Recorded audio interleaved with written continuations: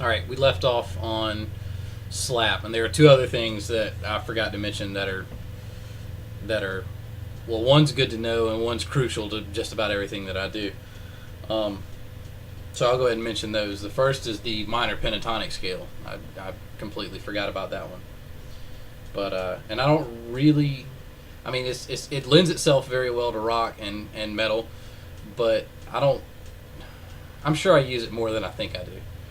Anyway, the scale, if you start on 3, it's going to go 3 to 6, and then 3 to 5, 3 to 5, 3 to 5. So the scale in its entirety sounds like, and then I just carry on to get as much out of that window as possible.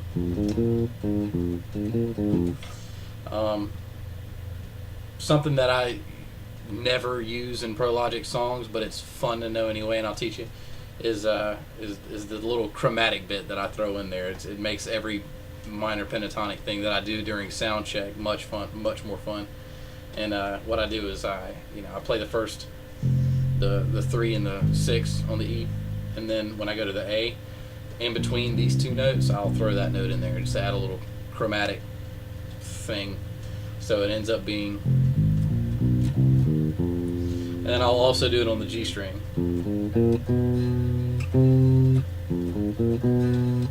So then you end up with, and it just sounds, awesome.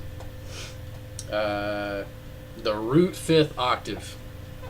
I am notoriously bad for writing songs with the root 5th octave. I beat that to death. I really do. I think I've played it just about every single way that it can be played, but the root 5th octave is easy. If you take your major scale and you just count the notes 1, 2, 3, 4, 5, 6, 7, 8. Well, 1 and 8. 8's obviously your octave, right?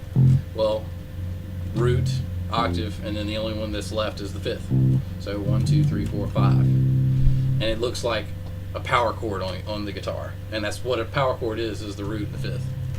And then sometimes the root 5th and octave.